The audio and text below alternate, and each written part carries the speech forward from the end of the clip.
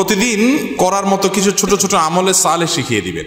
প্রতিদিন করার মতো প্রথম আমলে সালে হলো 5 ওয়াক্ত নামাজ সময় মতো ধীরে ধীরে আদায় করবেন। এর চাইতে বড় কোনো আমলে চলে না। এই একটা যদি করেন আর ছোটখাটো কোনো আমল নাও করতে পারেন, বড় গুনাহ থেকে বেঁচে থাকেন, ইনশাআল্লাহ নাজাতের পথ অর্ধেক সুগম হয়ে যাবে। 5 ওয়াক্ত নামাজ, এইটার কোনো বিকল্প ইসলামে আর কিছু নাই। এইটা ঠিক রাখতেই হবে, এই ক্ষেত্রে কোনো ছাড় নাই। দাঁড়ায় না হলে বসে শুয়ে যেভাবে পারেন পড়তেই হবে, কোনো ছাড় নাই।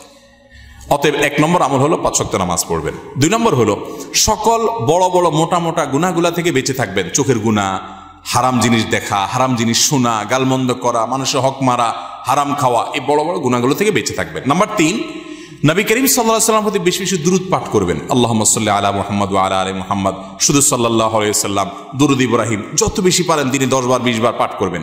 নাম্বার 4, ইস্তিগফার বেশি বেশি করবেন। আস্তাগফিরুল্লাহ ওয়া আতুবু ইলাইহি, আস্তাগফিরুল্লাহ ওয়া আতুবু ইলাইহি, আস্তাগফিরুল্লাহ আল্লাযী লা ইলাহা ইল্লা হুয়াল হাইয়ুল কাইয়্যুম, এরকম ইস্তিগফার